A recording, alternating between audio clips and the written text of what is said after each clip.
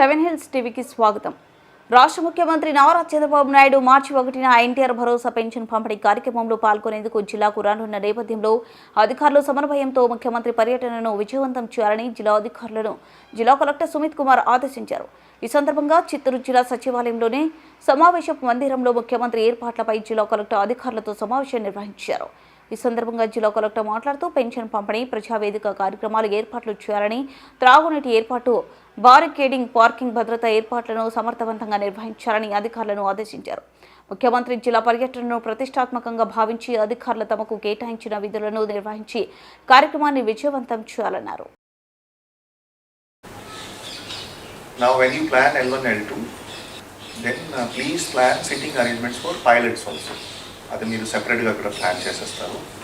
And ఆ పైలట్స్కి basically మీరు ఏం ప్లాన్ చేస్తారు, please see that their food etcetera is taken care because lunch we have to plan. Okay, so Srinivas ఆర్డియో can check about that. And also L1, L2తో పాటు ఈసారి maybe sir ఎప్పుడు depart అవుతారు sir, may also do one meeting with MLAs or official also. Overall draft plan నేను చెప్తాను. Second thing, once we start from the helipad, one or two places road rectification is required.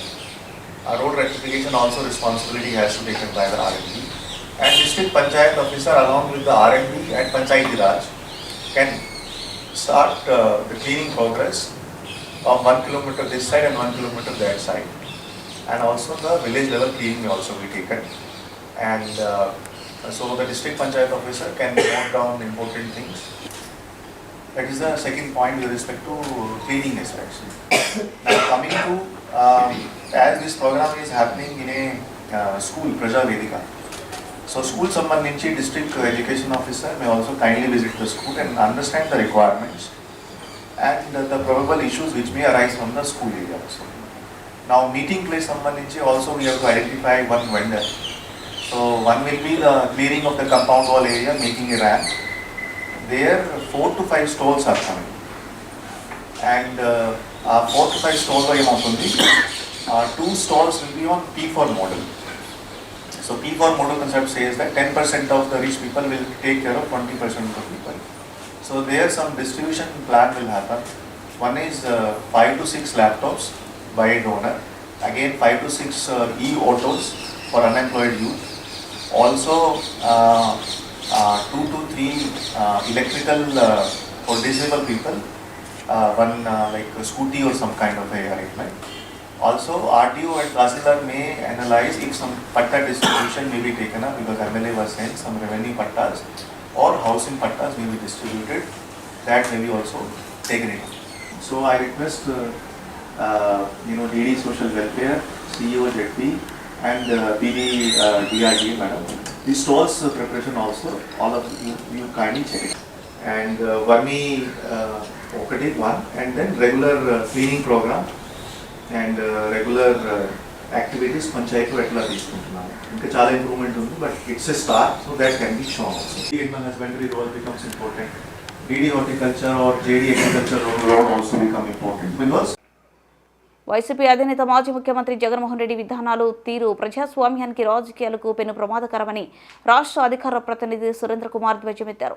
Chittoor జిల్లా TDP కార్యాలయంలో ఏర్పాటు చేసిన media సమావేశంలో సురేంద్ర కుమార్ మాట్లాడుతూ, YCP గత 5 ఏళ్ల పాలనలో ముఖ్యమంత్రిగా జగన్మోహన్ రెడ్డి అరాచక విధానాలు, దుష్ట పరిపాలన చూసిన రాష్ట్ర ప్రజలు వైసీపీ పాలనకు చరమగీతం పాడటంతో పాటు ప్రతిపక్ష హోదాను కూడా ఇవ్వలేదని పేర్కొన్నారు. రాష్ట్ర ముఖ్యమంత్రిగా జగన్మోహన్ రెడ్డికి మరో అవకాశం ఇస్తే తమ ఆస్తులకు రక్షణ లేకపోవడంతో పాటు స్వేచ్ఛ కూడా ఉండదని భావించిన ప్రజలు వైసీపీ ప్రభుత్వాన్ని పూర్తిగా పక్కన పెట్టారని స్పష్టం చేశారు. ప్రజలు తనకు ఇవ్వని ప్రతిపక్ష హోదాని ప్రభుత్వం స్పీకర్ ఇవ్వాలని అసెంబ్లీలో డిమాండ్ చేయడం హాస్యాస్పదంగా ఉందన్నారు. వైసీపీకి చెందిన 11 మంది ఎమ్మెల్యేలు, శాసనసభ్యులు కలిసి కేవలం 11 నిమిషాలు మాత్రమే ఉండి బయటికి వచ్చేశారని, 11 నిమిషాల్లో కూడా 6 నిమిషాల పాటు ప్రతిపక్ష హోదా కోసం డిమాండ్ చేస్తూ నిరసన తెలియజేసి ప్రజా సమస్యలను ప్రస్తావించకుండా వెళ్లిపోవడం చూస్తుంటే ప్రజలపై మాజీ ముఖ్యమంత్రి జగన్మోహన్ రెడ్డికి ఎంత ప్రేమ ఉందో అర్థమవుతుందని తెలిపారు. రాష్ట్ర ప్రజలకు స్వేచ్ఛ లేకుండా పోయింది, ప్రజల ఆస్తులకు కానీ ప్రజలకు కానీ రక్షణ లేకుండా పోయిందనే భావం ప్రజల్లో పూర్తిగా ఏర్పడింది. ఆయన పాలనా విధానాన్ని గమనించి అనుభవించిన రాష్ట్ర ప్రజలు ఆయన యొక్క పాలన ఆమోదించకుండా చివరికి ప్రతిపక్ష హోదా కూడా రాకుండా చేశారు. అది జగన్మోహన్ రెడ్డి అంగీకరించడం లేదు. నిన్న అసెంబ్లీలో వాళ్ళు తీరు చూస్తుంటే కేవలం అనర్హత వేటును తప్పించుకోవడం కోసం శాసనసభలోకి వెళ్ళి వచ్చినట్టున్నారు. 11 మంది శాసనసభ్యులతో వెళ్ళి 11 నిమిషాలు మాత్రం శాసనసభలో ఉన్నారు. అందులో 6 నిమిషాలు వీ వాంట్ జస్టిస్, ప్రతిపక్ష హోదా ఇవ్వాలని చెప్పే డిమాండ్తో మరి పోడియం ముందు నిరసన తెలియజేసి తర్వాత జగన్మోహన్ రెడ్డి గారి యొక్క కనుసైకిల్తో అందరూ బయటకు వచ్చేయడం జరిగింది. నిజంగా జగన్మోహన్ రెడ్డి గారికి కానీ వైకాపా శాసనసభ్యులకు ప్రజా సమస్యల పట్ల ధ్యాస ఉన్నా, చట్టం పట్ల గౌరవం ఉన్నా, శాసనసభ నిబంధనలంటే గౌరవం ఉంటే శాసనసభలో ఉండి ప్రజా సమస్యలను ప్రభుత్వం దృష్టి తీసుకొచ్చేవాళ్ళు. ఆ విధంగా కాకుండా నాకు ముఖ్యమంత్రి పదవి లేదు, కనీసం ప్రతిపక్ష పదవి కూడా నాకు హోదా కూడా లేదు కాబట్టి నేను శాసనసభలో ఉండను అని చెప్పి బయటకు వచ్చేటువంటి వ్యక్తిని ఒక జగన్మోహన్ రెడ్డి మనం చూస్తున్నాం. అంటే శాసనసభ్యుడిగా ఉంటే అసెంబ్లీలో ఉండరా మీరు? మనం గతంలో చూసాం, ఆంధ్రప్రదేశ్ శాసనసభ చరిత్రలో గౌరవ వెంకయ్యనాయుడు గారు కానీ, గౌరవ జైపాల్ రెడ్డి గారు, అదేవిధంగా పుచ్చపొల్ల సుందరయ్య లాంటి మార్చి నెలాఖరులోగా నిర్దేశించిన డిపాజిట్ల సేకరణ లక్ష్యాన్ని పూర్తి చేశామని జిల్లా సహకార కేంద్ర బ్యాంక్ సీఈఓ శంకర్ బాబు స్పష్టం చేశారు. ఈ సందర్భంగా శంకర్ బాబు మాట్లాడుతూ డీసీసీ బ్యాంకు ద్వారా ప్రస్తుత ఆర్థిక సంవత్సరానికి 1.100 కోట్ల డిపాజిట్ల సేకరణను లక్ష్యంగా పెట్టుకోగా అందులో దాదాపు 90%తో 940 కోట్లను సేకరించినట్లు వెల్లడించారు. మిగిలిన మొత్తాలను సైతం వచ్చే నెలాఖరులోగా పూర్తి చేసేందుకు అన్ని విధాలుగా చర్యలు చేపడుతున్నట్లు పేర్కొన్నారు. దీర్ఘకాలిక రుణాలతో పాటు గ్రామీణ పట్టణ ప్రాంతాల్లో ఇళ్ల నిర్మాణాలపై 2.500 కోట్లు లక్ష్యంగా పెట్టుకోగా అందులో ఇప్పటి వరకు 2350 మేర ఎంపిక చేసి లబ్ధిదారులకు పంపిణీ చేస్తామన్నారు. వీటితో పాటు స్వయం సహాయ సంఘాలకు విరివిగా రుణాలు ఇస్తున్నామని, జిల్లా వ్యాప్తంగా ఉన్న తమ బ్యాంకు 40 అనుబంధ శాఖల పరిధిలో అర్హులైన మహిళలకు 170 కోట్ల మంజూరు చేసినట్లు వెల్లడించారు. చేయడానికి ఆల్రెడీ ప్రణాళికలు తయారు చేసుకొని ముందుకెళ్తున్నాము. మొత్తం 40 బ్రాంచుల్లో కూడా మనం లాకర్ ఫెసిలిటీస్ అతి తక్కువ వడ్డీ అద్దెతో మనం ప్రొవైడ్ చేస్తున్నాము. సో అందరూ కూడా దీన్ని యూటిలైజ్ చేసుకోవచ్చు, తక్కువ రెంట్స్ ఉన్నాయి కాబట్టి. అదేవిధంగా స్వయం సహాయక సంఘాలకు కూడా రుణాలు విరివిగా ఇస్తున్నాము. ఇప్పటికీ మనం 170 కోట్ల వరకు రుణాలు ఇవ్వడం జరిగింది. వీటితో పాటు మనకున్నటువంటి 75 ప్రాథమిక వ్యవసాయ సహకార సంఘాల్లో కంప్యూటరైజేషన్ ఆల్మోస్ట్ ఆల్ పూర్తిగా వస్తూ ఉంది. అందరికీ టార్గెట్స్ కూడా ఇవ్వడం జరిగింది. 28వ తేదీకి అంటే ఫిబ్రవరికి 100% గో లైవ్ స్టేజ్కి వెళ్తుంది. గో లైవ్ స్టేజ్ అంటే కంప్లీట్ అయిపోయి డైలీ ట్రాన్సాక్షన్ కూడా ఇంక మీద కంప్యూటర్లోనే చేస్తారు సొసైటీస్లో. అంటే మాన్యువల్ అనేది ఇంక మీద ఉండదు. సో దీనివల్ల ఏమనంటే పారదర్శకత పెరుగుతుంది, అక్యూరసీ ఈజీగా తెలుస్తుంది జనాలకు, అందరికంటే రైతులకి ముఖ్యంగా ఎటువంటి పొరపాట్లు జరగకుండా అరికట్టడం జరుగుతుంది దీనివల్ల. సో సొసైటీస్లో కూడా దీర్ఘకాలిక రుణాలు ఇస్తున్నాము. అదేవిధంగా అగ్రికల్చర్ గోల్డ్ లోన్స్ అంటే వ్యవసాయానికి ఉపయోగపడే బంగారు ఆభరణాలకు రుణాలు ఇస్తున్నాము. అదేవిధంగా నాన్ అగ్రికల్చర్ లోన్స్ కూడా బంగారు రుణాలు ఇస్తున్నాము. వీటితో పాటు స్వల్పకాలిక రుణాలు ఇంకా కొంచెం టార్గెట్లు ఇవ్వాల్సింది, అవి కూడా పూర్తి చేసి ఈ మార్చికి మనకు రుణాలలో కూడా టార్గెట్ అచీవ్ కావడానికి ప్లాన్ చేస్తున్నాం. వ్యసనాలకు అలవాటు చేసుకుని సునాయాసంగా డబ్బులు సంపాదించాలనే లక్ష్యంతో యువత పెడదారి పడుతుంది. అందులో భాగంగానే చిత్తూరు నగరంలోని మార్కెట్ వద్ద ఉన్న సబ్ పోస్ట్ ఆఫీస్ షెల్టర్ పగలగొట్టి నగదును అపహరించిన సంఘటన వెలుగు చూసింది.